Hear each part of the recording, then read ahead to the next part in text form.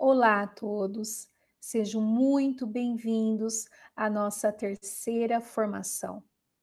A Secretaria de Educação, junto ao AME, está trazendo para a rede todos os professores e educadores envolvidos nesse processo de ensino e aprendizagem, essa terceira semana de formação com o tema Adaptação, Adequação e Flexibilização Curricular. Sou Aline Felipe, professora da rede há alguns anos, não é? E assumi também a direção do AME, que é o Núcleo de Atendimento Multidisciplinar ao Educando. Nós vamos ver então no decorrer dessa semana, todas as aulas foram preparadas pensando na educação inclusiva. O foco dessa semana não é apenas aqueles alunos da educação especial, mas todos os alunos que podem se beneficiar nas nossas salas de aula. Veremos que muitos conteúdos que utilizamos dia a dia, todos podem se adequar, todos podem aproveitar, ok? Vou aqui compartilhar então a minha tela.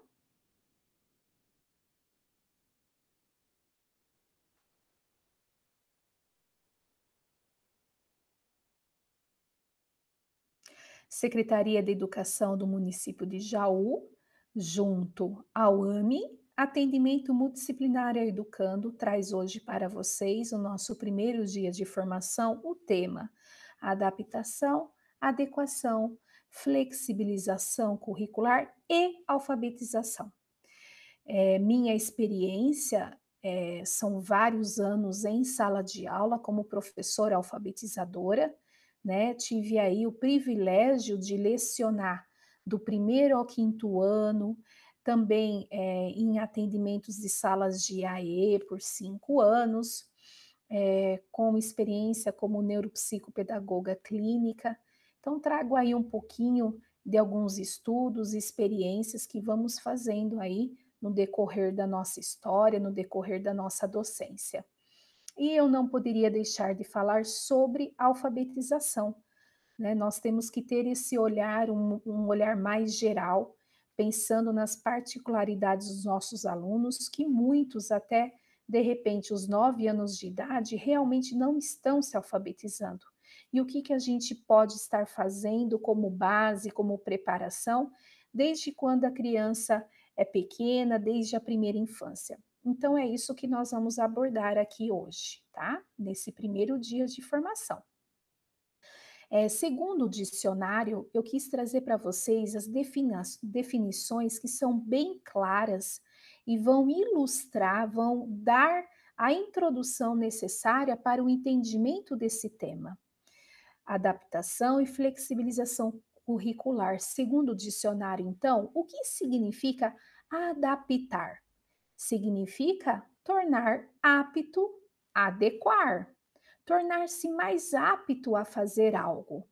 E flexibilizar, então, o que significa fácil de manejar, maleável, dócil, suave, submisso, e uma palavra que eu achei que combina bastante com a nossa prática como docentes, elástico, né? A gente sabe que o movimento, vamos pensar mesmo nesse objeto do elástico, quando a gente estimula, quando a gente faz uma ação sobre esse objeto, ele tem uma reação, né? A gente tem uma atitude sobre o objeto e logo ele se estica. E vamos parar para pensar um pouquinho. Quanto mais a gente puxar esse elástico, mais flexível ele vai ficando, mais fácil de manusear ele vai ficando, mais comprido ele vai perdendo até o formato original, novinho dele. De repente, se a gente comprou, quanto mais a gente vai esticando, mais a gente vai ver que ele muda. E se a gente largar esse elástico às suas extremidades, ele não vai voltar do jeito que era. E o nosso aluno, será que a gente está esticando? Será que a gente está flexibilizando? Será que a gente está estimulando, puxando essas duas extremidades para que o cérebro dele se desenvolva, para que o aluno se desenvolva como um todo? Então, é essa reflexão que nós trazemos para todos, não é? Assim, adaptar e flexibilizar vai muito além do que é o direito à aprendizagem. É um caminho para que as pessoas com dificuldades ou não se apropriem dos conhecimentos escolares e se sintam participantes do ensino e aprendizagem. Será que o meu aluno se sente participante da minha sala? Ou ele percebe que ele tem algumas dificuldades, seja acadêmica, seja intelectual, seja intrapessoal? Quais dificuldades, de repente, que o meu aluno pode ter e, de repente, ele não se sinta participativo, de repente, ele está com a autoestima baixa, não tem aquela vontade, não tem aquela motivação. Então, quando a gente fala sobre caminhos, a gente dá caminhos para que todos os alunos se sintam importantes, todos os alunos sintam a vontade de estar aprendendo, ok? Dessa forma, segundo Mineto, as adaptações curriculares necessitam como base para sua organização um currículo flexível e a estruturação da escola para oferecer condições reais de aprendizagem. Aqui a gente traz uma abordagem com relação à nossa sala de aula inserida num contexto escolar. É importante a nossa sala de aula estar adaptada, flexibilizar, o professor está voltado com essas intenções? Com certeza. Mas depende só da sala de aula? Depende só do professor? Não, a gente sabe que não.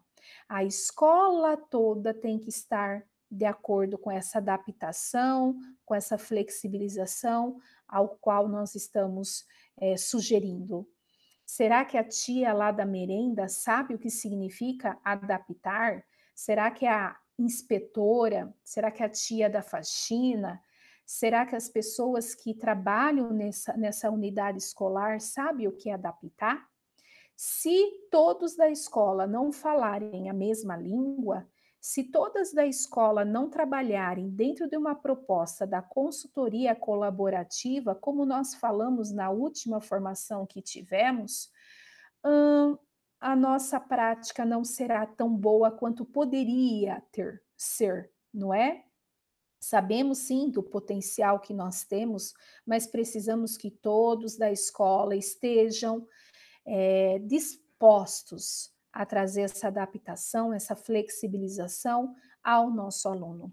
Saindo um pouquinho do âmbito dos estudos, das matérias, dos conteúdos, mas esse aluno ele tem que perceber que a escola toda está preparada para qualquer aluno, não é? Então, para heredero, o que, que a gente vê? Que o termo de adaptação curricular é como um instrumento que pode e deve tratar de avançar no desenvolvimento geral de cada pessoa. São os objetivos modificados, são as estratégias modificadas, são as metodologias, os critérios e procedimentos de avaliação, tudo tem que estar intercalado, tudo tem que estar muito bem pontuado a fim de que sejam respeitadas as individualidades de cada aluno e as suas dificuldades de aprendizagem. Quando a gente tem uma sala que todos os alunos estão acompanhando o conteúdo, mesmo assim, a gente sabe daqueles alunos que têm, às vezes, algumas características, algumas dificuldades, e são muitas, não é? Que também nos compete a prestar atenção nessas individualidades. Não só aqueles com dificuldades na aprendizagem, mas tantas outras dificuldades que podem aparecer. Por exemplo, a dificuldade de partilhar, a dificuldade de se expor, a dificuldade de esperar sua vez, a dificuldade de se organizar, a dificuldade de ter iniciativa. Então, quando a gente falar aqui sobre dificuldade, não pensem só no aspecto de deficiências e transtornos, como nós abordamos muitas vezes, mas diversas dificuldades, dificuldades intrapessoal, tantas outras que podem estar atrapalhando o desenvolvimento geral dessa criança. Então, a flexibilização, ela está relacionado a dois principais pontos relacionados à nossa política educacional. Quais são? Os currículos estão adaptados aos estudantes e às suas necessidades de aprendizagem? Será que o que eu estou ensinando para o meu aluno de primeiro ano está sendo suficiente? Eu estou respeitando a fase do desenvolvimento que ele deveria estar na fase com que se encontra? Será que está muito mais fácil do que ele poderia dar conta? Será que está muito mais difícil do que ele poderia dar conta? Né? Nós sabemos que o currículo ele deve ser flexível. Tantas vezes a gente pode pegar uma sala de aula em determinado ano e as crianças estarem bem desenvolvidas, como o contrário. Então, o currículo gera aí realmente uma necessidade de flexibilização. E o segundo ponto, então, importante é o quê? A organização, e mais uma vez a gente fala aqui, o funcionamento da escola, para atender a demanda diversificada dos estudantes. E cada vez mais os nossos estudantes estão diversificados. Cada vez mais lidamos com tantas crianças com tantas características muito diferentes uma das outras. Se nós tivermos uma sala de aula com 35 alunos, serão 35 alunos diferentes.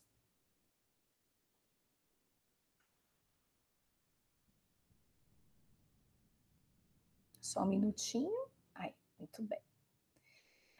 No contexto educacional, então, a gente fala que quando a gente possibilita a flexibilização, nós estamos possibilitando o direito à diferença no currículo. Vou repetir, que é muito importante essa parte. Nós estamos possibilitando o quê? O direito à diferença no currículo. Portanto, flexibilizar e adaptar o currículo escolar não tem o mesmo significado. As adaptações curriculares são entendidas como um modelo de intervenção individualizado. E depois vocês vão ver nos slides adiante que nós vamos falar bastante sobre também intervenção.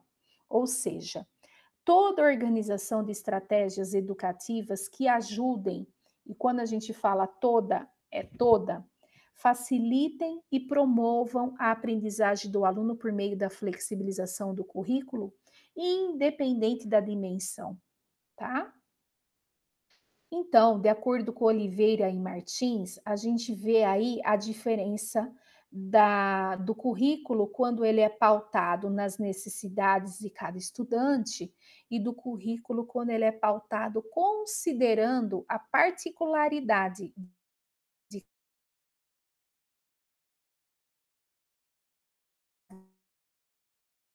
estudante, totalmente específico com as suas dificuldades ou até facilidades.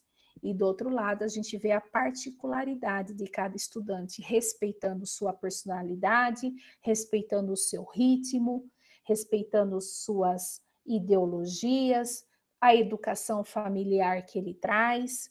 Então, pensando nas necessidades de cada estudante, exige o que de nós essa flexibilização? Uma abertura, a flexibilidade de objetivos, uma preocupação com esse processo ensino-aprendizagem do qual nós somos responsáveis pelo nosso aluno e a organização com conteúdo. Como está sendo organizado esse conteúdo com eu venho trabalhando. E considerando a particularidade de cada estudante, nos referimos a quê? A diversificação de procedimentos e o planejamento de atividades. Quando a gente dá uma abertura maior, quando a gente flexibiliza, quando a gente se preocupa, quando a gente organiza o conteúdo, quando a gente diversifica nossos procedimentos e planeja adequadamente, de acordo com a particularidade e as atividades, nós estamos permitindo que os alunos se beneficiem do ensino de uma maneira ou de outra, seja visual, seja auditivo, seja sinestésico. Nós vemos que a aprendizagem ela pode acontecer de diversas maneiras diferentes. Essa entrada de aprendizagem em determinados momentos, de repente o aluno está mais apto, mais disponível, mais motivado, mais estimulado a alguma coisa mais sinestésica. Ou de repente a gente tem que estimular ele forçando mais o visual, assim como também o auditivo.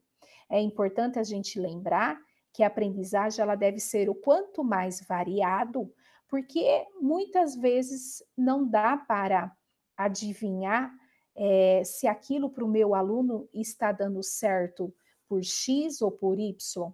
Por isso que a gente tem que criar estratégias diversificadas, porque ora um vai se beneficiar, ora outro vai se beneficiar, ora todos irão se beneficiar.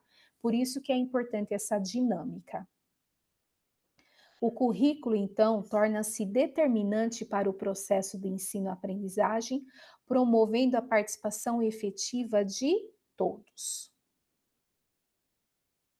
E agora, então, gente, nós vamos entrar na diferenciação e nos exemplos do que seria adaptação curricular, flexibilização curricular e adequação curricular. E esses três temas, eles fazem parte de qual tema principal? Os ajustes curriculares. Então, quando a gente ouvir as três palavras adaptação, flexibilização e adequação, nós temos que saber que essas três palavras, essas três ações, elas estão totalmente ligadas aos ajustes. Eu tenho que ajustar, eu tenho que adequar, eu tenho que flexibilizar e adaptar para o que meu aluno consiga aprender. É a possibilidade de oferecer condições de aprendizagem para todos os alunos, é dar acessibilidade curricular para todos os alunos. Então, o ajuste curricular, ele parte de um currículo comum.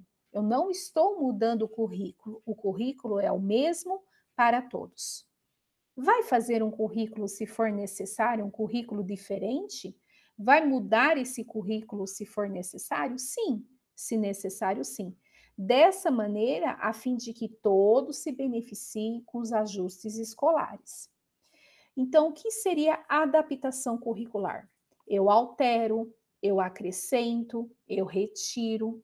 Só é recomendável, gente, fazer a adaptação curricular quando o aluno com o apoio tem que ser um pouco mais pervasivo, ou seja, quanto mais comprometido for esse aluno, mais eu tenho que adaptar o currículo, mais ele tem que fazer parte dessa adaptação. Geralmente a gente usa um pouco mais essa adaptação curricular para o aluno que necessite mais. É pensar variadas formas ou um currículo diferente. E as avaliações personalizadas. É proporcionar também recursos tecnológicos, né?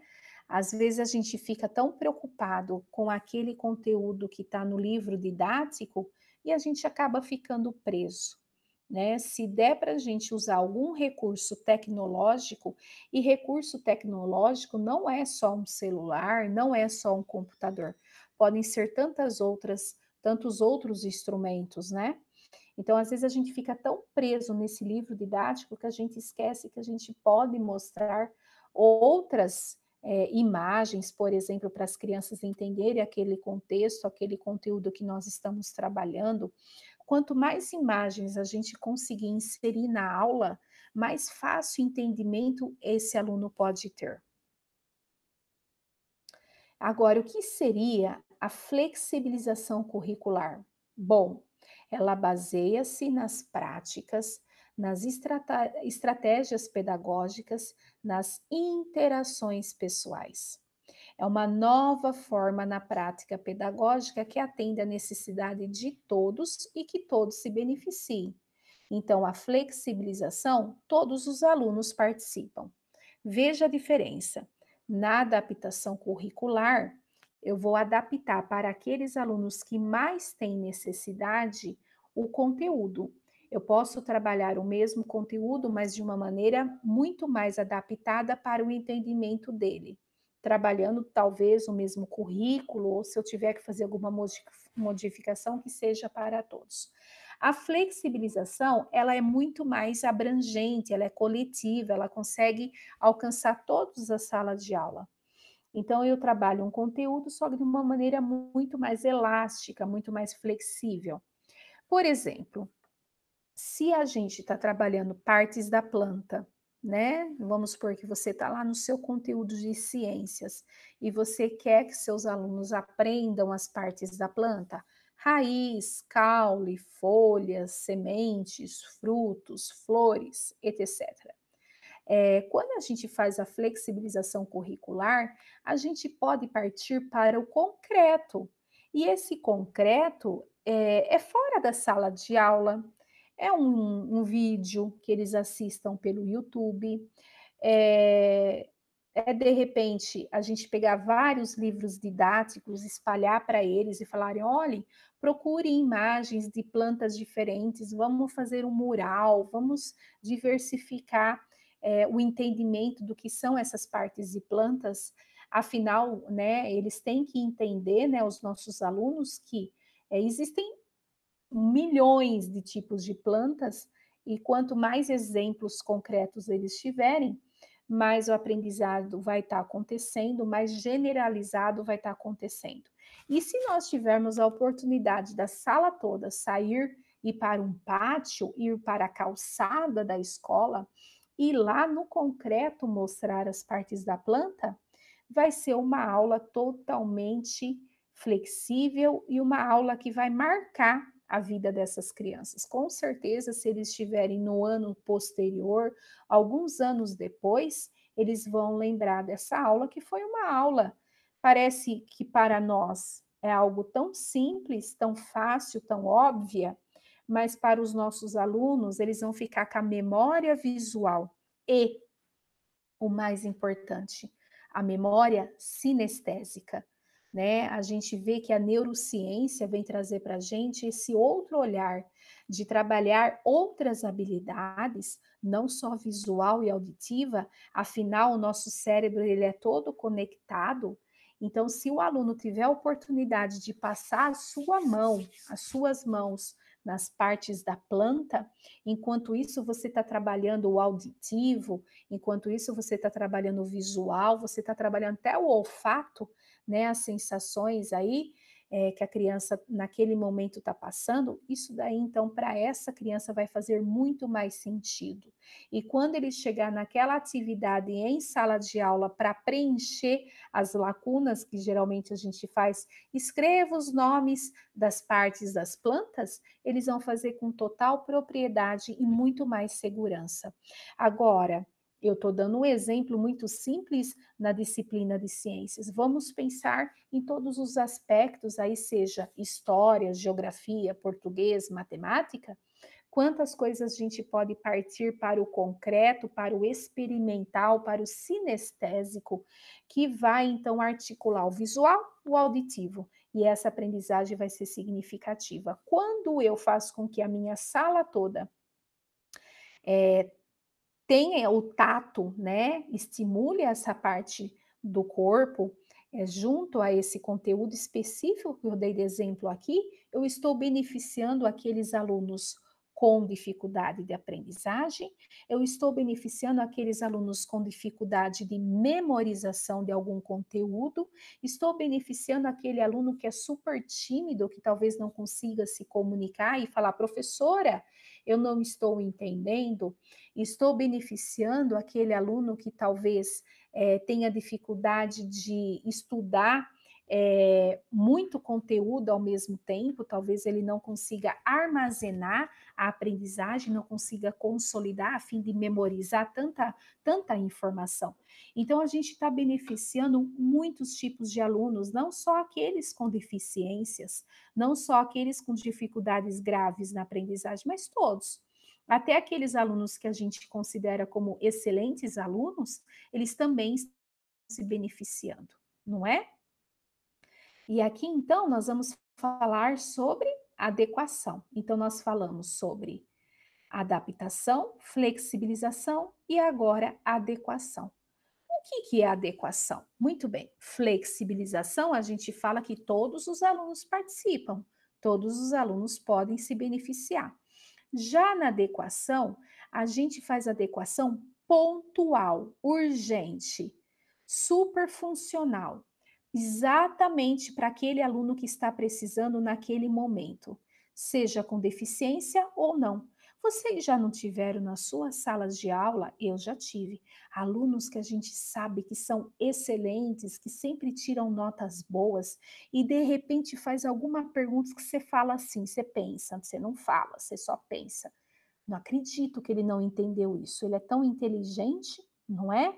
Então, ou realmente aquele aluno que você sabe que tem uma dificuldadezinha, mas às vezes você fala uma palavrinha-chave, às vezes você faz uma adequaçãozinha tão minúscula que para ele vai fazer tanta diferença. Então, quando a gente adequa o currículo, a gente está beneficiando especificamente aquele momento, aquela dificuldade que ele está tendo.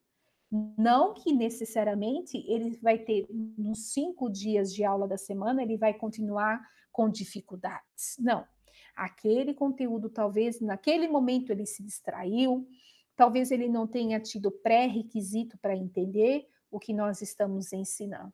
Então, veja que essa dinâmica ela é muito diferente na verdade, a gente tem que praticar os três, né? Adaptação, flexibilização e adequação, essas três ações, elas são diferentes, mas a gente acaba praticando em nossa sala de aula.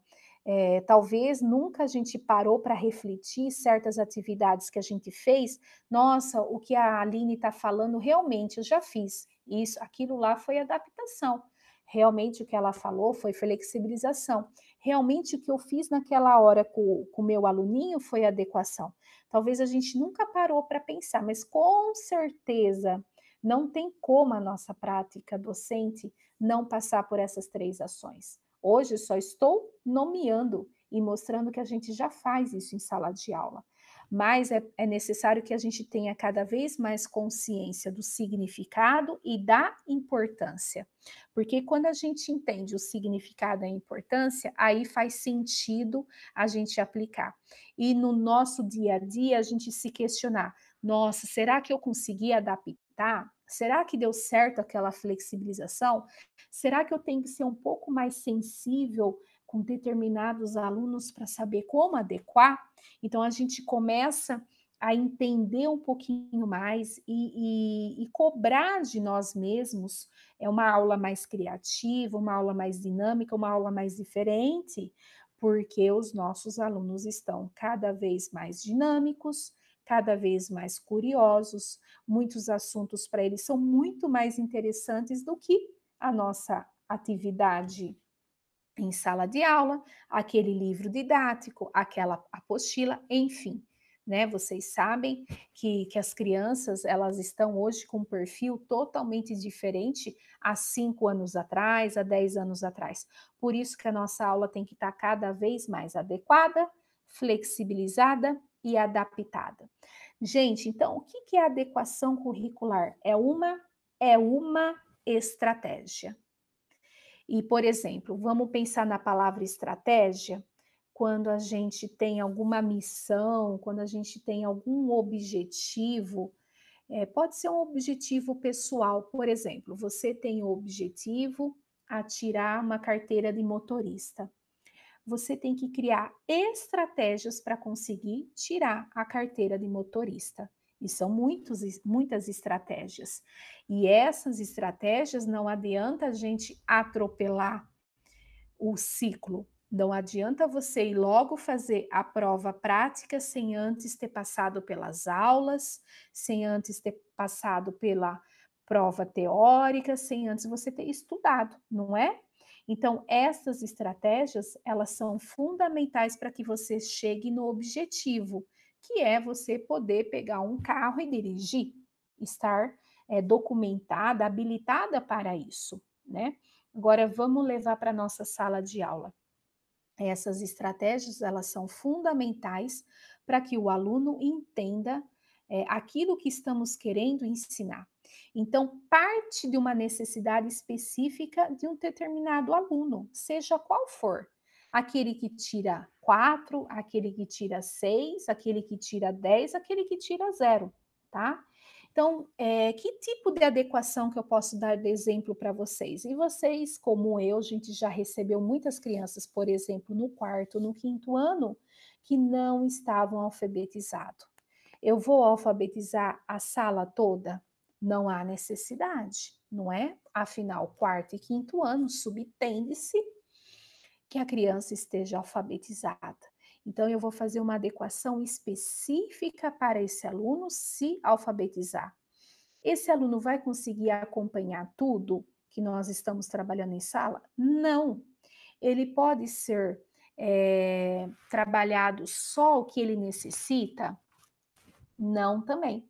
Nós temos que entrar no equilíbrio. Por quê? Porque a gente tem que respeitar a fase de desenvolvimento que ele se encontra de repente no quarto e no quinto ano, mas nós também temos que respeitar a especificidade dele, que é a falha na alfabetização.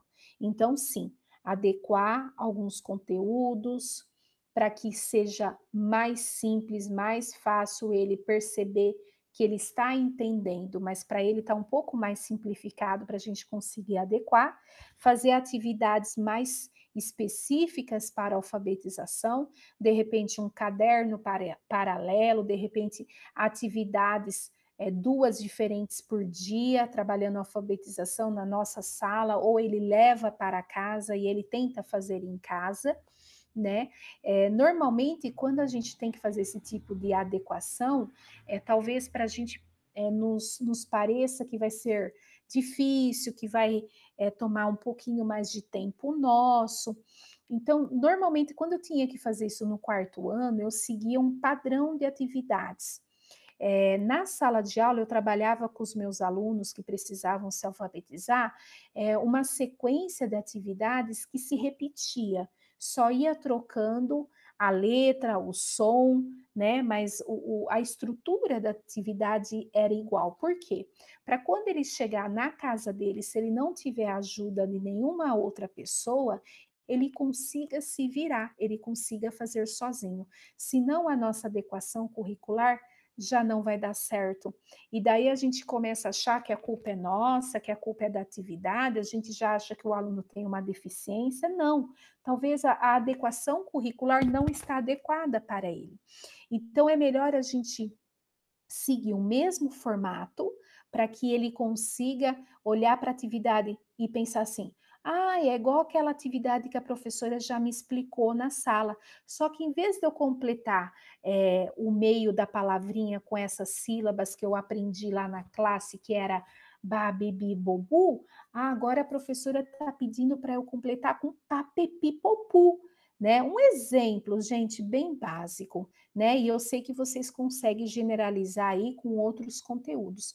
Então, é uma dica, né, que a gente pode seguir. Quando a gente estiver trabalhando adequação curricular, só o que a gente trabalha em sala de aula talvez não seja suficiente para esse aluno. Então, o que a gente for dar de extra, a gente tem que facilitar o visual, a gente tem que facilitar para que ele não tenha tantas outras coisas para dar conta. Se o meu objetivo é a alfabetização, é a alfabetização. Talvez se eu mandar ele copiar muita coisa, nós estejamos desperdiçando um tempo que ele poderia estar sendo mais efetivo na alfabetização do que cópia. Cópia por uma criança que não sabe ler e escrever, serve para quê? Para deixar ele mais quietinho? Na verdade, a gente não está adequando ao que ele necessite. Ah, Aline, ele tem que desenvolver a coordenação motora, sim, mas só isso não. A gente também tem que trabalhar outros aspectos, né? A gente, né, hoje, gente, não dá mais certo a gente encher a lousa toda e pedir para que o nosso aluno copie, copie, copie. Hoje a nossa adequação, ela tem que ser muito mais dinâmica, muito mais rápida. Está funcional copiar 4 partes da lousa? Ou é melhor eu usar esse tempo para fazer outras estratégias para que todos dessa sala de aula também se beneficiem? Né? Hoje não é mais a quantidade, é a qualidade. A gente vê que as apostilas, os livros didáticos, eles trazem os assuntos bem pincelado, não é? Então, e a nossa lousa também tem que ser dessa maneira. Para o aluno, um texto muito comprido na lousa, talvez antes da metade dessa cópia ele já perdeu todo o interesse. E ele está copiando lá e nem está prestando atenção no que está copiando. Então, a gente tem que rever como que a gente está adequando para que o aluno entenda. A gente está facilitando a aprendizagem ou a gente está dificultando? Mais ainda se ele tem dificuldade. Então, a gente olha para os objetivos, a gente olha para os conteúdos, para as práticas, e aí a gente vai adequar a necessidade do aluno. E é muito importante a gente ter o quê? Um olhar sensível, escutar esse aluno, observar esse aluno. Vamos supor, ele está fazendo lá conta de adição e a gente vê que ele está errando toda hora o resultado. A gente precisa ver aonde ele está errando, né? De repente, pedir para que ele vá na lousa e a gente observe o processo que ele está fazendo de soma. Ah, será que ele está esquecendo? Vamos supor que somou unidade. Será que ele está esquecendo de, quando chegar lá na dezena, somar essa unidade que foi para a dezena? Será que ele não entendeu o que é trocar 10 por 1? Né? Se for isso, a gente tem que parar com a continha, pegar o material dourado, pegar algo concreto e trabalhar essa noção, né? Não adianta a gente dar 10 continhas, ele vai errar 10 vezes. E aí ele vai se frustrar e a gente não está entendendo o que ele não está entendendo. Então é importante a gente ter essa sensibilidade para saber exatamente o que ele está errando. Eu lembro que muitas vezes, quando eu dava adição para alunos e eu percebia que eles estavam com essa dificuldade da troca, eu parava só nessa parte. A gente fazia atividade só pensando em troca, troca, troca, pronto. Passou essa etapa, bora para mais complexo. Então, é assim, a proposta que nós trazemos aí, as ideias que nós trazemos para hoje. Falando um pouquinho mais sobre adequação, então, quando a gente pensa também na adequação, eu posso adequar também para o meu aluno deficiente. Por exemplo, a gente está trabalhando é, características da água. De repente, você está trabalhando temperatura, e daí você vai tratar na sua aula sobre líquido, sólido, gasoso. Para aquele meu aluno deficiente, que eu faço nesse momento? Ele não está entendendo, ele não é alfabetizado, ele não está conseguindo acompanhar o texto. Eu vou lá e dou um desenho para ele pintar sobre a água. Olha, aluno, pinta aqui, ó. Pinta os exemplos que eu pus aqui na folha, o que é água no seu estado físico líquido, pinta aqui o sólido, pinta aqui o gasoso. Pintar nesse processo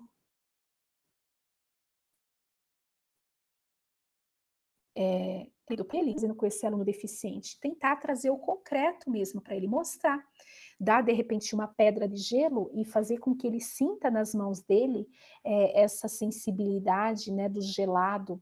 De repente eu levo alguma coisa um pouquinho mais morna, né, um pouquinho mais quente, não tão quente, né, gente? Peço para ele passar a mão e sentir a temperatura desse calor. De repente eu coloco um objeto tampando esse calor e depois a gente tira e mostra aqui as partículas, né? As gotículas que evaporou, né? Em outro estado, estado gasoso. Né? Isso falando dos estados físicos da água, mas também tantos outros assuntos que eu posso estar abordando. Né? Vamos supor que você está trabalhando o ciclo da água. Ah, e o sol evapora, vira vapor e chove. Vamos lá para fora da sala de aula, vamos de repente, já no comecinho do dia, colocar e dar uma molhada lá no chão, deixar aquela poça de água bem pouquinha, né? Para a experiência dar certo. E um pouquinho mais tarde, depois de 3 horas e meia, a gente volta lá e mostra que aquela água evaporou, Para onde foi essa água? Né? Então, a gente vai dinamizando as nossas aulas, mostrando exemplos muito mais concretos para esse aluno deficiente entender a aula. E para esse aluno, de repente, que tem muita dificuldade na aprendizagem, também participar da aula. E daí, quando a gente chegar lá na sala de aula, se ele não é alfabetizado ainda, a gente pode trabalhar letras iniciais das palavras que se encaixam justamente nas definições que nós estamos trabalhando, ou a gente deixa o texto com lacunas, poucas lacunas, e pede para que ele preencha esse texto com as palavras mais importantes, nem se for para ele colocar só a palavrinha água.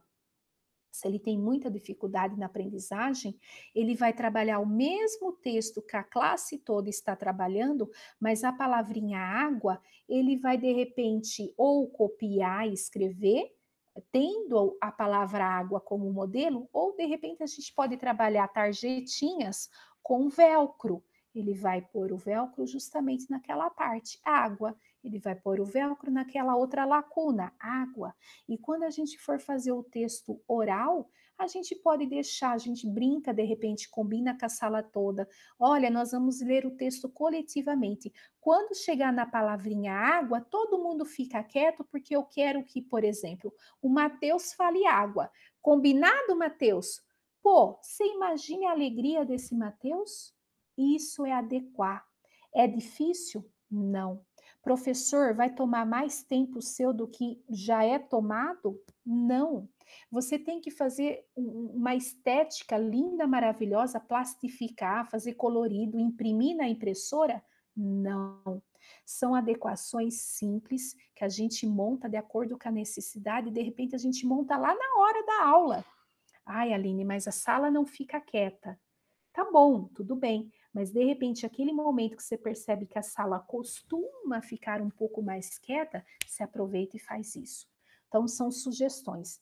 E eu peço, por favor, que quando eu dou esses exemplos para vocês, vocês usem aí a sua experiência, sua criatividade para generalizar esses exemplos, né? Porque vocês sabem aí o currículo de cor e salteado de trás para frente, não é? Acredito que sim. Gente, então falando um pouquinho sobre a escola. Algumas vezes nós podemos pensar que o meu aluno não está aprendendo nada.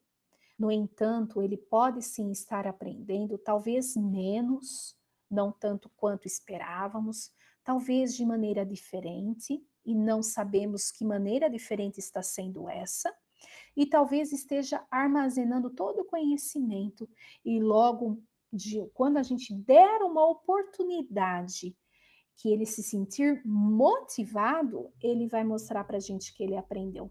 Porque não adianta o aluno aprender e a gente não dar a oportunidade para que ele demonstre a aprendizagem. Só escrever a resposta ele está demonstrando o que aprendeu? Não só. De repente, a gente pode dar outros tipos de atividades que ele mostre todo o conhecimento. Uma roda de conversa, um relato de experiência, uma brincadeira que façamos na sala. Quantas coisas podem acontecer que a gente até se surpreende. Falei, caramba, olha só, eu pensei que ele não tivesse aprendido e não é que ele aprendeu aquele conteúdo, que legal. Então, é importante também a gente dar oportunidades. Eu estou dando oportunidade para o meu aluno mostrar para mim que ele aprendeu, mandar só ele responder. Interpretação de texto é um termômetro? É tão significativo assim a ponto de eu ter certeza que ele aprendeu? Talvez não. Talvez o meu aluno expresse o seu entendimento de outras maneiras. E aqui, gente, eu coloquei, né? Cuidado, efeito São Mateus. Eu gosto muito dessa comparação que um grande escritor aí chamado Stanovic, né, ele compara a educação a, ao desenvolvimento cerebral com a parábola dos talentos, tá? Então, vamos nos lembrar um pouquinho. Lá no Evangelho de São Mateus, né, tem uma parábola que conta que o agricultor, então, ele distribuiu alguns talentos, né, algumas coisas para que os seus empregados multiplicassem, né. E aí faz uma comparação também com Jesus quando distribuiu os talentos. Aquele que usou, aquele que praticou, aquele que não guardou, foi multiplicado. E ele então, lógico, teve recompensas. Aquele que guardou para si, aquele que nada fez, aquele que não se esforçou, perdeu até o que havia ganho. Então eu gosto muito, dessa comparação. Se eu não estimular o meu aluno, ele pode perder até o que ele já aprendeu. É lógico que, né, ele não vai perder tudo o que aprendeu, mas as fases do desenvolvimento devem ser respeitadas. Se lá no primeiro ano ele é apto para entender rima, para entender do que é letra cursiva e começar aquelas noções, né, da coordenação motora, não a letra cursiva em si, mas os movimentos, eu tenho que aproveitar essa fase, porque senão essa fase vai passar. Aí ele vai para o segundo ano, tem as fases que a gente espera dos alunos que estão no segundo, aí vai juntar com aquelas que ele não conseguiu no primeiro, e aí a gente vê, né, a realidade que nós estamos passando 2020, 2021, os alunos que não acompanharam as aulas pelo ensino remoto, os alunos que não fizeram as atividades, mesmo que fosse as folhas que vocês fizeram impressas e pediu para que eles passassem na escola para retirar, esses alunos não regrediram? Para e pensa. Quantas professoras já me falaram isso, né? Então, regride, infelizmente. Então, nós somos responsáveis por esse estímulo, nós somos responsáveis para que o aluno avance, para que ele não perca até o que nós conseguimos que ele entendesse, tá bom? Por isso que eu gosto muito de falar essa parte do efeito São Mateus. Gente, então, o ideal seria o quê? Que as nossas atividades partisse de um objetivo, ok? Um objetivo, tudo bem. Mas 3 atividades relacionadas a esse objetivo. Por quê? A primeira atividade é o contato. O aluno está conhecendo o conteúdo e tendo um estímulo. Ele está tendo contato. Espera aí, algo é novo para mim, né? Então vamos supor, ai, aqui essa garrafa está cheia d'água. Nossa, isso é novo para mim. Mas o que significa essa água? Aí a segunda atividade, de repente, eu vou olhar para essa garrafa com água, mas eu vou perceber que essa água eu posso tomar? É água potável? Então eu vou tomar a água. E a terceira atividade, então eu vou fazer o quê? Eu recupero a informação dessa memória. Eu vou olhar para essa garrafa e vou estar usando a memória visual que eu tive dessa garrafa com água potável. Depois eu vou estar usando a memória que eu tive ao tomar a água, a sensação que eu tive saciando a minha sede, né? É lógico que ela não tem sabor, mas eu tive o contato, né, do paladar, eu tive o contato aí dessa água se misturando as glândulas salivares da boca, né? E então eu vou estar formando uma memória. Que memória? Que isso é bom, que isso é gostoso, que isso serve para alguma coisa. Então, quando a gente trabalha uma atividade, é importante a gente ter, não mudar logo, porque o aluno precisa disso, do contato, ele precisa da memória e ele precisa recuperar essa informação. Então, como eu já falei, as apostilas, os livros, eles estão vindo muito pincelados.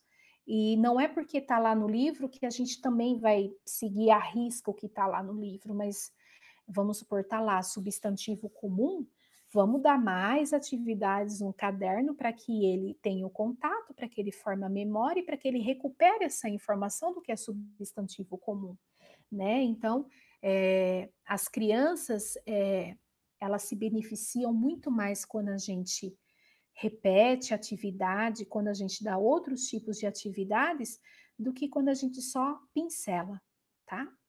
Muito bem. E aqui a Ana Augusta Sampaio de Oliveira, né, ela é uma professora da Unesp, se eu não me engano, de Marília, né, e eu gosto muito da maneira que ela aborda sobre avaliação, porque a gente sabe que a avaliação, ela faz parte do processo de ensino-aprendizagem no começo, no meio e não tem fim, né, não tem como a gente falar: "Ai, a avaliação é começo, meio e fim", porque o fim, na verdade, nunca há fim, né, é um movimento contínuo, né, a gente avalia para diagnosticar, a gente avalia para saber se deu certo aquele diagnóstico, se a gente usou da hipótese, né, se o aluno aprendeu mesmo, e daí a gente viu que algumas falhas, a gente ensina de novo, avalia de novo. Então ela aborda aí sobre a escola, o projeto curricular, e ações pedagógicas de uma maneira super fácil para a gente entender. Quando a gente vai falar sobre avaliação, a gente também tem que avaliar outros aspectos, não só o conteúdo, não só o nosso aluno, mas também a escola. Será que a escola está consciente? Será que a escola sabe qual é o seu próprio projeto pedagógico? Será que tudo está fazendo sentido? Será que os espaços físicos estão adequados? Será que a mobília para o meu aluno está adequado? Por exemplo, uma criança que é muito distraída, uma criança que é muito agitada, de repente colocar uma mesa barulhenta, uma cadeira barulhenta, para ele talvez não seja adequado. A gente tenha que adequar essa mobília. Eu dei um exemplo super simples.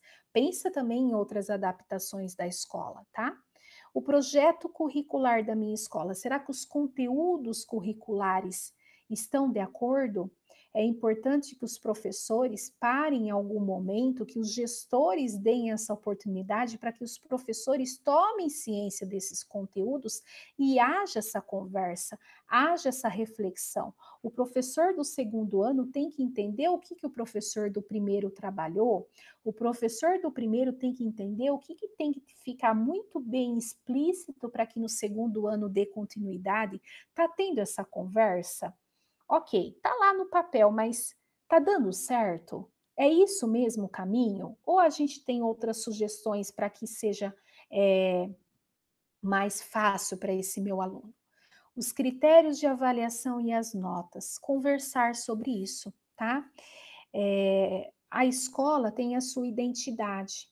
Lá na escola, definir aqueles alunos que de repente são da educação especial, que tipo de nota a gente vai dar para ele? A gente vai dar uma nota porque a gente deu a mesma avaliação para todos, inclusive para ele, ou a gente vai dar uma nota de acordo com o desenvolvimento que ele teve? Gente, aqui eu vou dar minha opinião, mas não é uma opinião subjetiva. É uma opinião de acordo com o que a gente estuda sobre educação especial. Se a gente está falando que a gente tem que adequar o conteúdo para as necessidades daquele meu aluno, eu tenho que dar a nota de acordo com aquilo que eu preparei. Se eu não preparei algo específico, como que eu posso dar a mesma nota se eu não fiz essa adaptação? Eu estou sendo injusta, né? Eu vou dar um exemplo assim, ó, vamos supor, um exemplo, vamos supor que eu vista calça tamanho 42, 44. Não adianta você me dar uma calça para eu vestir do tamanho 36. Não vai dar certo. Então, para o meu aluno, é justo só porque ele é da inclusão, só porque ele é da educação especial, mesmo que ele tenha avançado, não, nunca, mesmo que ele não tenha alcançado 100% que outros alunos alcançaram, e a gente sabe que nem todos alcançam, na maioria 100%, eu vou, só porque ele é educação especial, vou dar 6? Eu vou dar 5? Não, peraí. Ele avançou? Ele se desenvolveu? Fica aí um questionamento. E a escola tem que entrar no acordo. Então, se na nossa escola tem uma professora da educação especial, se na nossa escola existem professoras aí que têm uma graduação específica também com relação à educação especial, vamos conversar? Vamos chegar no acordo? A escola toda seguir mais ou menos a mesma ideia do que é avaliação? E os nossos métodos de ensino, será que está mesmo adequado? Né? Então, a avaliação, gente, ela também trata do quê? Da nossa ação pedagógica. como é a nossa ação pedagógica em sala de aula, quais os recursos que a gente usou e as estratégias metodológicas. Veja, tantos aspectos importantes para avaliar, para depois a gente pensar no aluno. Será que as nossas avaliações têm que ser sempre iguais? Somos iguais? Né? De repente você faz lá uma adaptação, você faz uma avaliação mais curta para aquele aluno que tem déficit de atenção, você faz uma avaliação bem clara para aquele aluno que tem dislexia. Avaliações de alternativas são avaliações não tão recomendáveis para crianças que têm falha nas funções executivas, porque eles não conseguem ter, muitas vezes, a reflexão nas alternativas. Meu Deus, e agora? Porque parece que é tudo a mesma resposta. Então, por exemplo, os alunos com autismo, com transtorno de déficit de atenção, com deficiência intelectual, para esses alunos, provas de alternativas é no chute mesmo, porque eles não estão tentando, não estão conseguindo ter a clareza, mesmo que tenha estudado, mesmo que tenha se aplicado, para eles é algo muito mais complexo, muito mais difícil do que a gente consegue até imaginar, tá bom? Então, o nosso aluno, a gente está avaliando ele de acordo com as competências curriculares, né? A gente está fazendo aí essa distinção, essa diferenciação, essa identificação, melhor dizendo, e as suas dificuldades, as suas especificidades, tá? Aqui eu coloquei uma imagem, gente, falando um pouquinho então agora sobre intervenção. E aqui eu coloquei de propósito um cérebro se exercitando. Então, quanto mais intervenções eu proporcionar ao meu cérebro, mais desenvolvido o meu cérebro vai ficar. E fala-se de intervenção como uma interferência que um profissional realiza sobre o processo de desenvolvimento ou aprendizagem do sujeito, a qual pode estar apresentando problemas de aprendizagem. Entende-se que na intervenção, o procedimento adotado interfere no processo, com o objetivo de compreendê-lo, explicitá-lo ou corrigi-lo. O termo intervenção, então, gente, ele é o quê? É um movimento, é uma ação que determina um movimento, né? A própria a palavra explica para a gente, eu tenho que fazer algo para chegar àquilo que o aluno precisa entender. Intervir no processo de aprendizagem é criar mecanismos que contribuam para a transformação da realidade, bem como a transformação de si mesmo.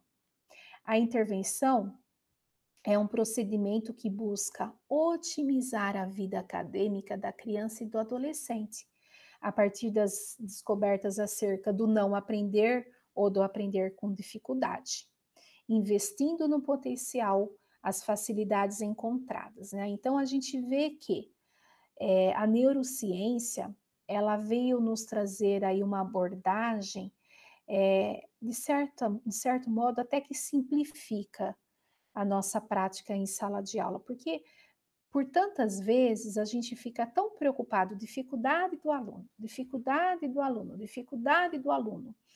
E o que a gente vê? Que os estudos vêm nos mostrar que quando a gente começa a observar as facilidades desse aluno, os potenciais desse aluno, a gente consegue intervir de uma maneira mais flexível, mais adequada para esse nosso aluno. Então, se eu sei que ele tem uma facilidade X, eu posso aproveitar essa facilidade X e comparar, contextualizar, de repente, nas dificuldades que ele tenha, trazer essas dificuldades para que ele consiga perceber pela sua própria potencialidade, pela sua própria facilidade, aproveitar as qualidades do meu aluno, né, e estimular para que ele consiga generalizar aí e alcançar outros objetivos, tá? Então, falando das estratégias, né? A escolha das estratégias mais adequadas para um determinado objetivo é um dos segredos do sucesso da aprendizagem. Então, a escolha pontual, assertiva, ela é muito importante para que a aprendizagem aconteça. Será que a estratégia que eu estou escolhendo é a ideal? Se for a ideal, com certeza o aluno está aprendendo. Se o aluno não está aprendendo, nós temos que questionar aonde está a falha. A falha está no currículo, a falha está onde? Nós temos que analisar. As estratégias, então, permitem manter a participação, a motivação do aluno, permite a integração, atende às diferenças individuais e amplia as experiências de aprendizagem. Também amplia a criatividade e a flexibilidade. Vê que essas palavrinhas, flexibilização, adequação e adequação curricular, elas estão totalmente intercaladas, não é? Vamos ver. Agora, gente, eu quis trazer para vocês também, que é o nosso subtema, sobre alfabetização. Vamos falar sobre alfabetização? Nós temos aí vários caminhos pensando na alfabetização, mas a gente já aí, com muitos estudos que a gente vem fazendo, a gente percebe que a alfabetização, desde a criança pequenininha, se ela fosse alfabetizada dentro da proposta da consciência fonológica, talvez a gente teria aí mais êxito, mais rapidez na consolidação da aprendizagem, esses alunos iriam se beneficiar muito mais, tanto os alunos típicos como os atípicos, não é? Então eu trouxe aí para vocês essa abordagem dentro dessa proposta, tá? Começando, vamos pensar um pouquinho sobre a pré-escola, sobre os anos iniciais. O que é importante? É importante a gente priorizar a habilidade metafonológica, né? Vocês na palestra seguintes, né? Vocês vão ver justamente esse tema. A nossa fonoaudióloga Raquel vai trazer aí para nós um pouco mais sobre esse assunto, com uma abordagem muito mais científica e técnica da área dela, não é? Então, são fundamentais essa habilidade para a competência de leitura e escrita, sendo que as alterações desse processamento podem acarretar dificuldades severas de avaliação. Então, é importante conhecer a letra? Sim, mas tão importante quanto é conhecer o som. Às vezes a gente se preocupa tanto, fala, nossa, que legal, meu aluno sabe o abecedário todo. Fulaninho, vem cá falar o abecedário para mim. E daí, ele solta a letra A, de repente já está lá no Z. Aí complica um pouquinho. Se você falar assim, começa aqui para mim do M em diante. Ai, peraí, tia, eu tenho que começar lá da letra A, tá? Então, quer dizer que ele fez memorização? Não, ele fez uma memória de trabalho imediata, de acordo com aquilo que a gente estava pedindo, mas ele entender a sequência do alfabeto, ele não entendeu. E muito assim importante, tanto quanto é ele entender o som. Então, não basta a gente ficar feliz que ele consegue entender o nome da letra, mas ele também precisa entender o som. Se a gente lá na pré-escola entendermos e conseguirmos fazer com que o nosso aluno entenda o que é o som da letra, mesmo que ele não tenha decorado o abecedário, o alfabeto, ele vai estar muito mais desenvolvido, muito mais apto para a alfabetização. Decorar a imagem da letra não é alfabetizar. Decorar a imagem da letra lá no abecedário não significa que ele vai ser um ótimo leitor, mas ele entendeu o som, por exemplo, que o E pode também ter dois sons, o O pode ter dois sons, né? O. Então, o aberto, o fechado, se ele entender, por exemplo, o A e O, que difere os sons, né? Se ele perceber da onde que vem esses sons, qual o ponto articulatório, fonoarticulatório, né? Assim como as consoantes, aí sim a alfabetização dele vai se tornar muito mais fluente, muito mais fácil. Quando ele chegar lá no primeiro ano, vai engatar primeiro e vai dar certo, tá? Importante a gente trabalhar a leitura e a escrita de pseudopalavras, né? Eu acho que vocês já ouviram falar esse termo.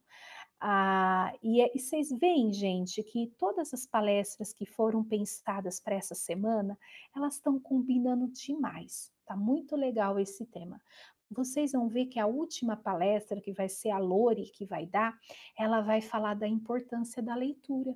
Então, vê como que tudo está se encaixando bonitinho, né? E a gente começa a entender melhor, né? O nosso cérebro vai pegando aí o ritmo e vai entendendo melhor. Uma palestra vai combinar com a outra, vai completar com a outra. Muito bem. Então, é importante a gente trabalhar o quê?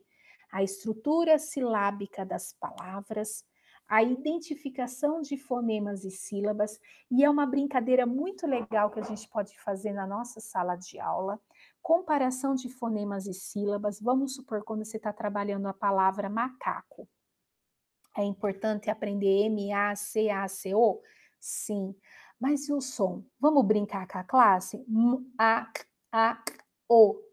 Vamos lá, gente, eles vão achar engraçado. M-A-A-O. Se a gente brincar dessa maneira, uma maneira lúdica, ele vai estar, lembra que a gente falou?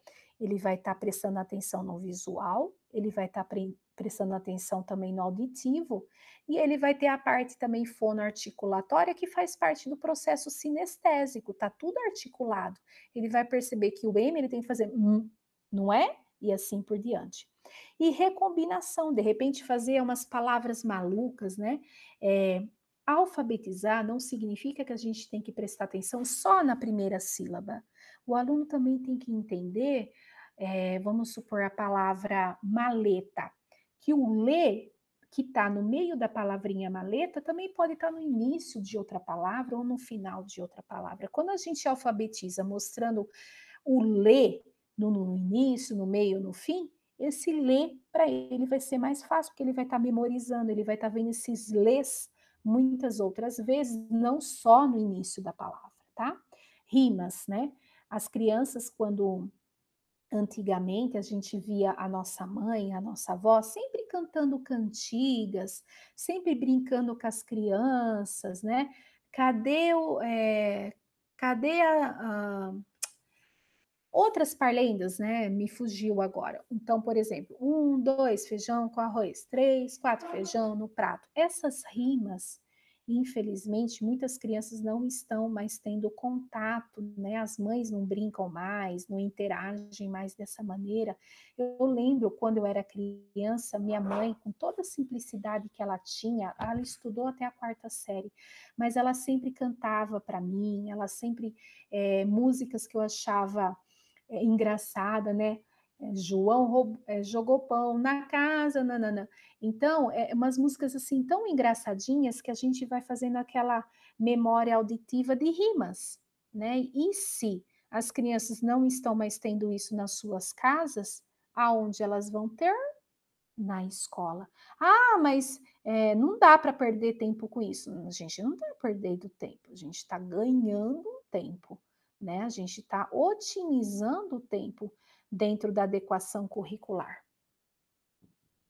A literação, também muito importante, às vezes a gente se preocupa tanto com o final da palavra e a criança não percebe que várias palavras podem começar com a mesma sílaba. Isso também é importante. Ditado. Lembra antigamente? Eu lembro, a gente fazia muito ditado com os nossos alunos e eles eram rápidos, eles não tinham tanta dificuldade. Vai fazer ditado hoje. Misericórdia. Mas o que acontece também? Se a gente acostumar os nossos ouvidos, se a gente conseguir fazer esse exercício assim, pelo menos uma vez por semana com os nossos alunos, eles vão se acostumando. A primeira, a segunda, a terceira vez é um Deus nos acuda. Depois a gente vê que a audição deles vão se adaptando, eles vão acostumando com a nossa entonação de voz, eles vão acostumando com a nossa velocidade, eles vão fazer comparação, eles vão usar a memória que eles já tiveram de outra palavra semelhante, enfim. É importante a gente ainda trabalhar o ditado. Em que fases? Todas as fases, né? Tanto na pré-escola, quanto no primeiro até o quinto ano, sexto ao nono, assim por diante, de acordo com a fase do desenvolvimento daquela classe, daquele ano que o aluno está fazendo. Muito importante, gente, nesse momento do ditado, são tantas competências que ele está desenvolvendo que às vezes a gente até está esquecendo de trabalhar isso nas nossas salas de aula, não é? Também é importante a gente brincar com eles de uma maneira lúdica, a contar sílabas, fonemas e grafemas e eles perceberem a diferença.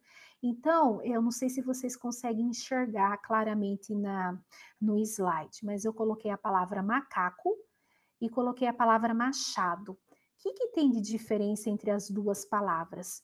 Bom, as duas têm 3 sílabas iguais, as duas têm 6 fonemas iguais, mas macaco tem 6 letras e machado tem 7 letras. E daí a gente pode devolver a pergunta para a classe. Gente, por que macaco tem 6? Por que machado tem 7 se elas têm o mesmo número de sílabas, o mesmo número de fonemas? Aí, gente, nesse momento, ele já está memorizando o CH, ele já está conseguindo perceber que o H faz toda a diferença, que o H é essencial para que a palavra esteja completa. Embora o CH tenha o mesmo som, ele tem 2 letras que o representam, não é? Muito bem. Então é importante também, de repente, a gente brincar nesse momento, marcar o número de sílabas, fonemas e letras com a mão, com o pé, né? Porque a gente vai estar trabalhando também o quê? O sinestésico. E daí a memória vai ficando cada vez mais fácil para ele generalizar outros conhecimentos. Então, gente, quando a gente capricha na leitura, a gente está ativando o nosso sistema central, o nosso sistema nervoso central. Então, quando a gente lê rápido as letras e imagens, a gente também consegue melhorar a compreensão das palavras. Aquele aluno que lê com fluência, ele vai entender melhor o texto. Aquele aluno que tem dificuldade para ler, obviamente, ele vai ter mais dificuldade para entender o texto. Por quê? A velocidade, a rapidez da nossa leitura, ela está totalmente ligada à capacidade que nós estamos tendo naquele momento de entendimento, tá? Então, aqui eu coloquei um exemplo de pseudo-palavras que a gente pode, assim, variar bastante com os nossos alunos, que é muito válido, e isso da pré-escola, de repente até o quarto ano, pedir para que eles inventem pseudos-palavras novas, de repente engraçadas, fazer aí uma brincadeira. Vamos ver quem fez uma pseudo-palavra mais comprida, quem conseguiu fazer uma palavra nada a ver, uma palavra super engraçada, né? A gente pode aí variar. Eu tenho certeza que os alunos vão adorar serem criativos nesse momento. Aqui a gente perceber que o K e o Fé podem se juntar, o início e o final da palavra que forma uma outra palavra, né? Aqui a gente colocou uma pseudo-palavra, pafé, para ele perceber que pafé não existe. Um outro exemplo, que são 3 sílabas, né, dentro do mesmo entendimento. Pessoal, vamos pensar um pouquinho aqui, ó. Quais são os vilões da alfabetização? Pare e pense um minutinho. Os vilões da alfabetização, as armadilhas, as dificuldades que às vezes os alunos não entendem, não compreendem, e é algo tão básico, tão inicial, tão primordial, por exemplo, são as vogais que têm 2 sons. Então, por exemplo, A, O, E. Quando o aluno passa a entender que a mesma letra pode ter vários sons, já é um processo de alfabetização. Por isso, tão importante, mais uma vez eu repito, tão importante quanto reconhecer e nomear as letras, também é reconhecer, identificar e usar os sons diferentes no processo de alfabetização. Por exemplo, a nossa língua portuguesa também tem muitas regras específicas, né? Muitas representações aí que a criança parte mesmo do princípio que se fosse na memória visual, talvez ele se daria melhor na alfabetização, né? Então, vamos supor, ditongo, né? Quando a gente trabalha a palavra muito, muitas vezes, né, a gente vê nas produções de texto, eu lembro, quarto e quinto ano, eles escreviam muito, colocavam o N junto. Como é importante eles entenderem o que é ditongo, e memorizar que são duas vogais juntas, uma semivogal, uma vogal, enfim, né? Aqui, professores aí que explicam esse tipo de regra quando chega no terceiro, quarto e quinto, vocês sabem, né? Quais são as principais dificuldades mesmo que nós encontramos nos nossos alunos com relação à alfabetização.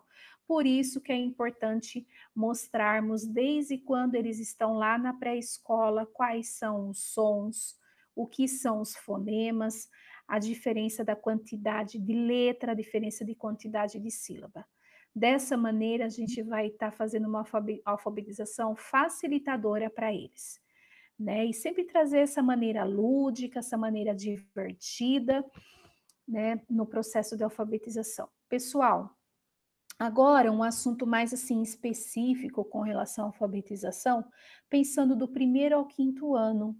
Então, para alfabetizar, nós, sem querer, muitas vezes a gente já faz isso e a gente não sabia os nomes que nós estamos utilizando no processo. Então, por exemplo, tem momentos que nós fazemos adição de letra, sílaba e palavra, ou subtração, ou substituição, ou combinação, ou transposição. Eu vou dar alguns exemplos aqui. Exemplo de subtração. Subtração de fonemas. Então, eu coloco uma palavra mesa e peço para ele subtrair a letra A. Olha como que português e matemática podem andar junto, não é? Eu já estou trabalhando a noção do que é subtrair, do que é retirar, do que é sumir, não é? Então, mesa. Aluno, por favor, tira a letra A. Tira a letra A. Que palavra formou? Mês. Olha só, então quer dizer que uma letrinha só subtraindo forma uma outra palavra.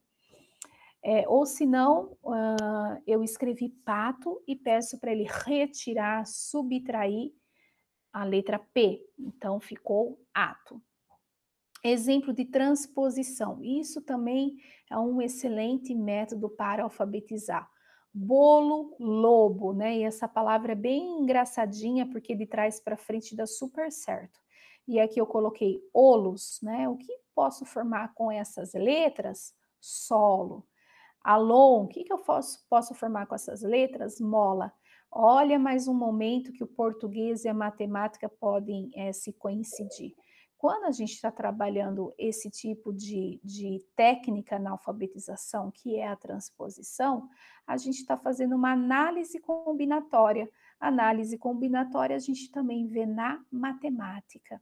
A gente está usando em português uma habilidade que ele também pode usar lá na matemática, tá bom? Que daí ele vai entender também o que é essa tal de análise combinatória. Também ele está fazendo isso na transposição das letras que podem ser trocadas e surgirem palavras novas. E a substituição, então, é quando a gente substitui alguma letra por outra letra e as palavras têm diferentes sentidos. Então, saco, sapô. O que mudou? Sino, pino. O que mudou? Nós fazendo isso, nós estamos estimulando a memória visual e a memória auditiva, tá bom? Aqui eu coloquei também uma parlenda, o macaco vê a mala, o macaco cutuca a mala, da mala pula a mola vira bola, bola pula, bola rola. Aqui nós podemos trabalhar tantas coisas, olha que riqueza, quantas técnicas. A literação, rima, procurar sílabas específicas, procurar sons específicos e procurar palavras específicas, tá? A letra B, né, como eu já falei, é muito importante a gente mostrar que a mesma letra pode ser iniciada no começo, no meio ou no final da palavra. Bo também pode ser bo de boneca, bo de boca e assim por diante.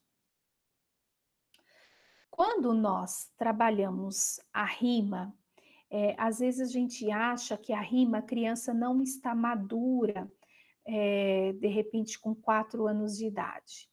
No entanto, pesquisas nos mostram que o nosso cérebro tem uma parte específica para isso, que é o córtex pré-frontal. Essa parte do cérebro, ela é responsável também por essa função do entendimento e identificação da rima. Com 4 anos de idade, a criança já está apta, já está madura, já está preparada para entender a rima. Então, não é bobeira, não é perda de tempo, é muito importante. Aos 4 anos de idade, a família, o professor já começar a trabalhar a rima com essa criança, porque ela vai identificando os finais das palavras que têm uma semelhança de som. E isso já é uma pré-alfabetização, é uma preparação para a alfabetização. Muito importante, até que com 8 anos de idade ela consiga rimar, que é o limite da idade que nós esperamos que ela consiga essa habilidade, essa competência.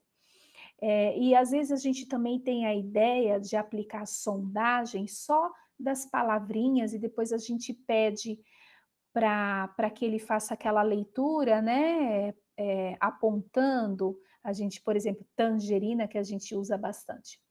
Só que esse hábito de fazer com que ele identifique também o som das letras é muito importante. Se a gente está trabalhando no dia a dia o fonema, o som da letra, a nossa sondagem também pode ser uma sondagem não só do letramento, mas também do som. Será que ele está identificando o som? Será que o justo que está pegando, justa a dificuldade dele é essa? E daí então a gente vai poder alfabetizar dentro, a partir dessa hipótese. Faz todo o sentido, a gente vai direto no ponto que precisa ser corrigido, né? Talvez a representação da letra ele não tenha dificuldade, mas o som sim, ou vice-versa, tá bom? Então, gente, quando a gente faz a nossa aprendizagem pautada na teoria cognitiva comportamental, é justamente aquilo que eu falei para vocês alguns slides atrás. A gente tem um objetivo e a gente trabalha 3 atividades para consolidar aquela aprendizagem. Ou seja, repetir 3 vezes é o mais indicado. É, veja que eu trouxe uma abordagem de uma profissional lá atrás, né? Quem fala muito isso é a Ana Augusta, e agora eu trago uma abordagem ligada à parte da fonoaudiologia. Veja que casa, tanto a parte da pedagogia como da fonoaudiologia concordam, conversam dentro da teoria cognitivo-comportamental a importância dessas 3 ações. Quais ações? Primeiro a gente oferece o conteúdo e ele tem contato, depois a gente forma essa memória e depois então a gente recupera, tá? Então, aqui eu estou trazendo uma abordagem dentro da parte de fono, como está combinando com a nossa parte ligada à alfabetização, nós pedagogos que aplicamos isso em sala. Também muito importante trabalharmos a pseudopalavras, né? A palavra que não é palavra. Então, café, lafé. Quando a gente faz essa brincadeira inventada a partir de uma palavra real, a gente está regularizando a rota lexical.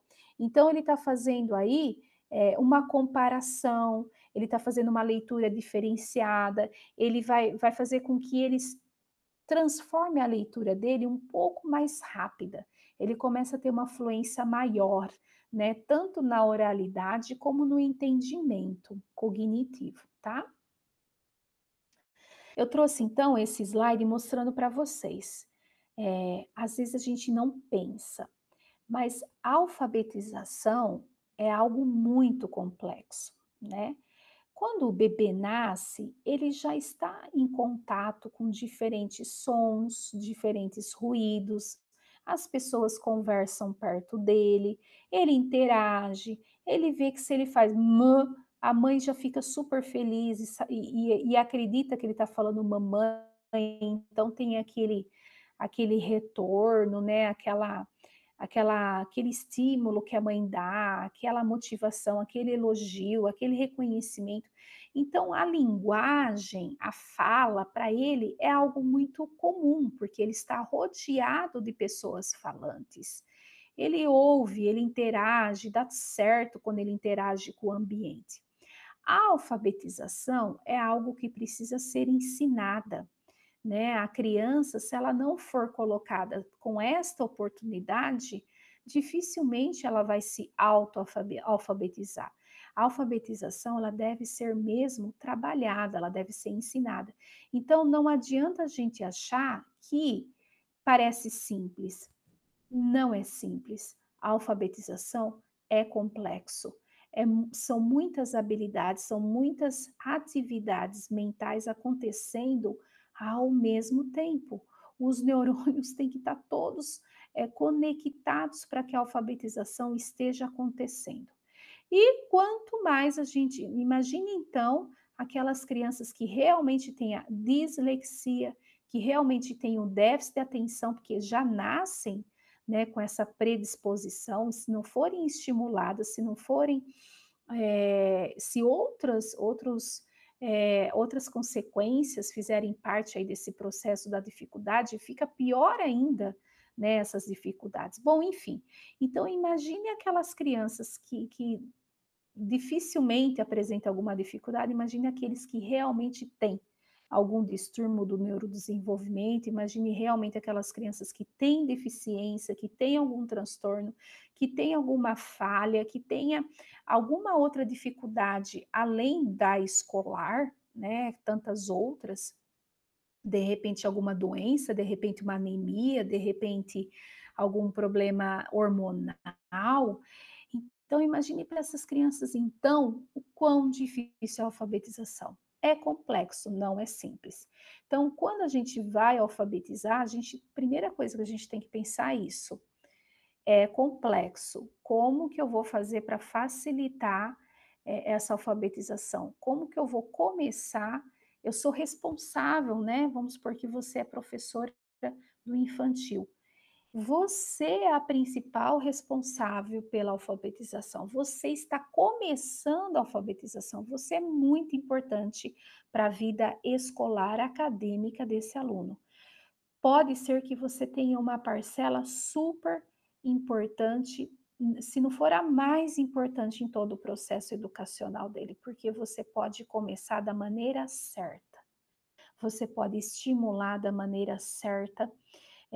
Ele não precisa realmente sair do infantil lendo, escrevendo, interpretando, mas aqueles pré-requisitos, aquelas habilidades preditoras, se tiverem muito bem desenvolvidas lá na pré-escola, vai ser muito mais fácil a alfabetização lá no primeiro, lá no segundo, lá no terceiro ano, tá? Então, é complexo sim a criança entender que o H não tem som, é difícil. De repente, quando ele está com o L, quando ele está com o C, já tem outra regra. Quando ele está com N, ele já tem outra regra. Então, peraí, ele não tem som quando está com vogal, mas quando está com consoante e depois uma outra vogal, ele já tem som? Sim, né? Então já é difícil mesmo. É complexo o aluno entender que às vezes a letra tem um som só e a mesma letra tem vários sons. É muito complexo, né? Não é tão simples assim. Olha, eu coloquei aí, gente, 3 balõezinhos de complexidade. Imagina quão difícil é e é mesmo. E também para ele entender, por exemplo, que o C tem hora que é C, Si tem hora que ele é K, Cocu. O D, por que eu coloquei D? Porque difere até o jeito da gente falar. Vocês perceberam durante a minha fala, tem hora que eu falo D, tem hora que eu falo di, né? Então, peraí, é di ou D, né? Qual que é o certo? Então, difere muito o jeito que a gente fala, o jeito que a gente está alfabetizando. A gente está lá na sala de aula, de repente, eu falo assim, de repente. Aí ele vê que eu faço um som, né, no tch, e de repente eu falo para ele, de repente. Aí ele fala, peraí. Então é complexo para ele, né? Paulistas, paulistanos, gaúchos, cariocas, né? A gente difere também a maneira de falar de acordo com a região que nós vivemos, né? O R, né? Tão diferente aí de tantas regiões. Então, para ele é complicado mesmo entender por que que tem hora que o D é de um jeito, tem hora que o T é de outro jeito.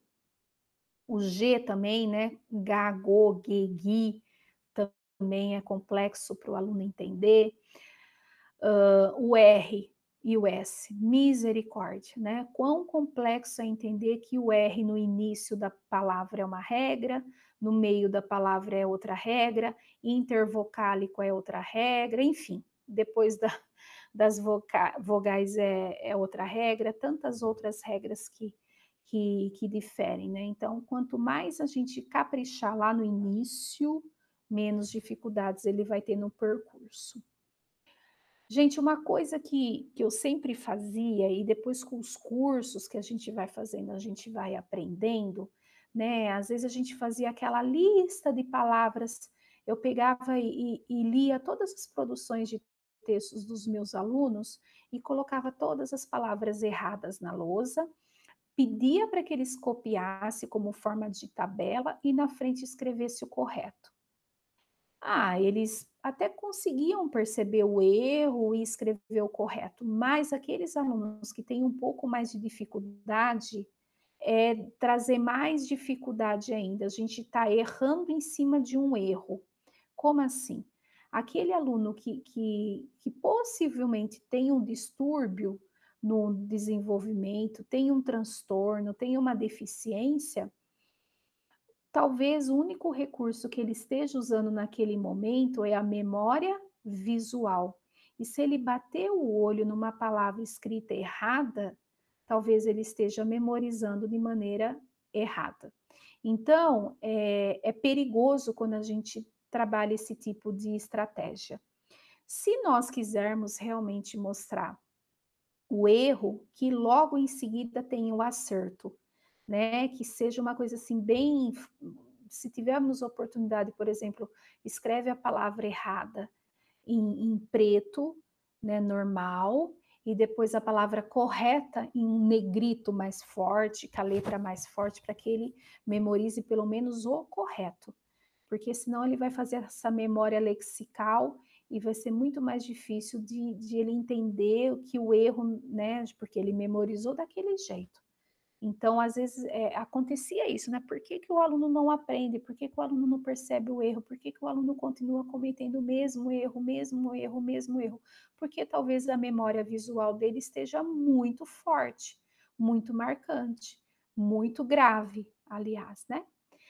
Então é isso. Bom, com relação à disgrafia, dislexia, descalculia, né? Todas essas dificuldades aí em português ou em matemática, o que a gente fala? Que até 8 anos e 11 meses a criança está no processo de alfabetização, no processo de desenvolvimento. Então, querer fechar um diagnóstico antes é precoce, né? Porque a gente acredita ainda que o aluno possa se desenvolver.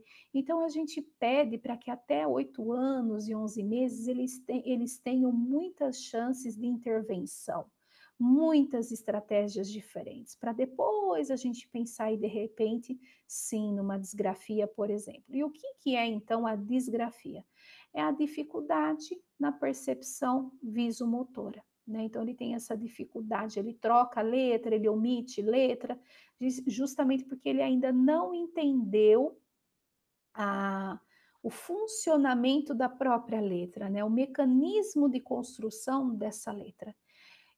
Qual recomendação que nós fazemos para esse tipo de dificuldade? Tem várias, mas uma muito importante é trabalhar o movimento da pinça, né? Então, às vezes, né, a gente conversa com as mães e elas deixam de estimular seus filhos porque elas acham que para estimular o filho é caro.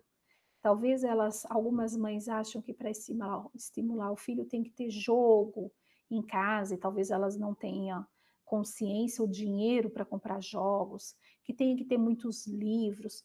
Mas eu costumo falar assim para algumas mães que o dia a dia de uma dona de casa é um ótimo exercício motor, né? Filho, por favor, pega o pregador para a mãe. ele já está fazendo um movimento de pinça, porque ele vai ter que colocar a mão lá dentro daquela cesta cheia de pregador e ele vai ter que pegar, de repente, com o indicador e com o polegar. Concorda comigo? Filho, por favor, pega a tampa dessa panela. Ele vai ter que olhar para a panela, ele vai ter que ter a noção do tamanho dessa panela, pequena, média ou grande. Filho, por favor, pega para a mãe o detergente que está no armário tal. Ele vai ter que ir lá e ter uma outra percepção. Então, certas atividades domésticas que a mãe vai realizando ao longo do dia, ela pode trazer o filho para a cozinha, para a lavanderia e estimular, sim, essa coordenação motora, essa coordenação visomotora, que é tão importante, já que muitas brincadeiras já não são feitas, muitos estímulos já não são feitos, não adianta também a gente exigir muito, né, de uma realidade que as próprias mães talvez não estejam preparadas. Então a gente tem que dançar conforme a música. Se a realidade é essa, vamos tentar fazer uma realidade, né, de acordo. Então, né, reaproveitar e ser criativo até nas sugestões que a gente vai fazer para essa mãe, para ela estar estimulando essa criança nas primeiras fases de desenvolvimento, tá? Aí você pode falar assim, mas Aline, a minha obrigação é alfabetizar. Gente, quanto mais a gente tiver aliado à família, quanto mais a gente tiver uma relação positiva com a família, mais fácil vai ser para a gente na sala de aula, porque a gente tem uma parceria.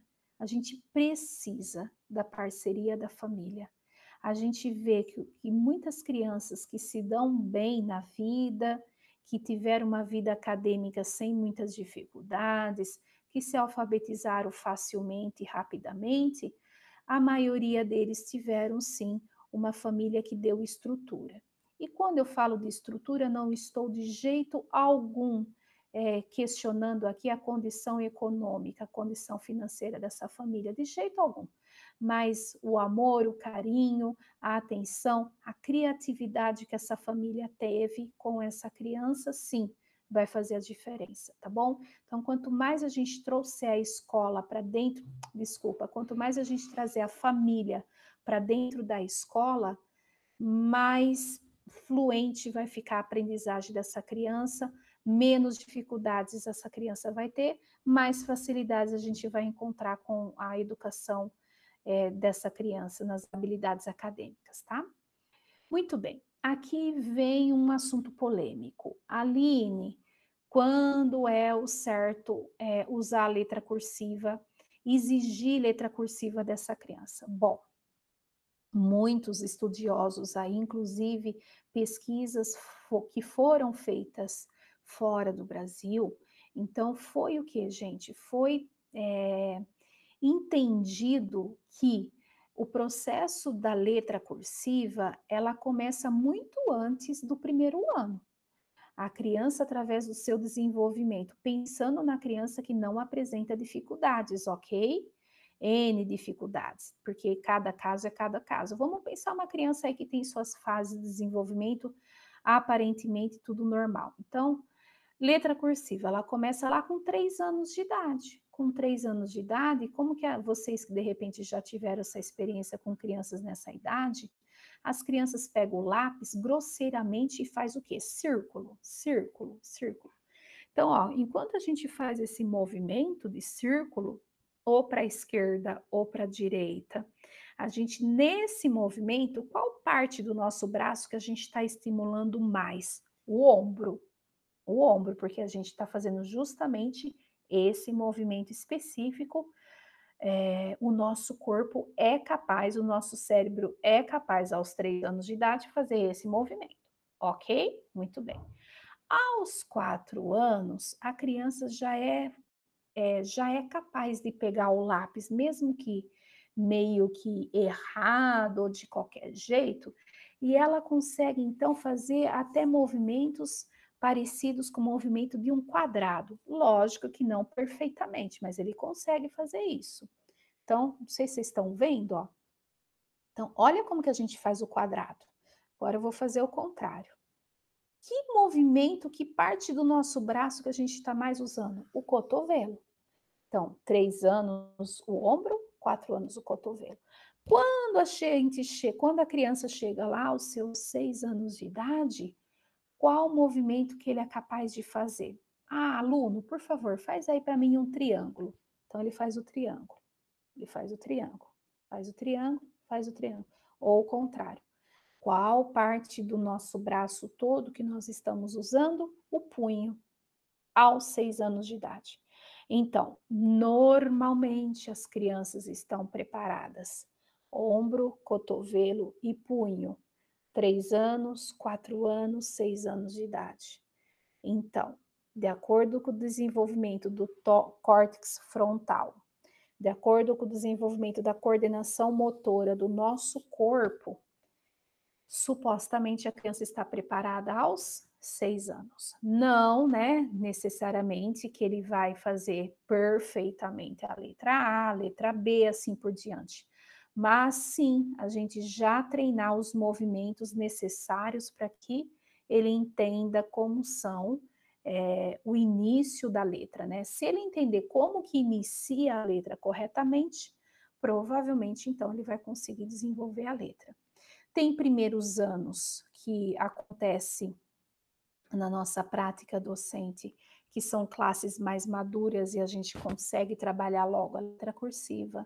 Tem classes de primeiros anos que talvez eles venham com um pouco mais de dificuldade, a gente talvez não trabalhe a letra cursiva em si, mas os movimentos. Então pode variar, mas que fique claro que a competência cerebral e sinestésica, ela acontece sim aos 6 anos, né? Vamos lembrar dos alunos que têm algumas dificuldades, que não, de repente, para eles é realmente mais difícil. Vamos lembrar dos alunos que não tiveram contato no Jardim 1, no Jardim 2 na escola, devido à pandemia, foram direto para o primeiro ano, ou aquele que não fez o Jardim 2 e nem o primeiro ano foi direto para o segundo ano. Há essas variantes, né, que acontecem muito. Mas, dentro aí da normalidade, é o que os estudos nos comprovam, ok?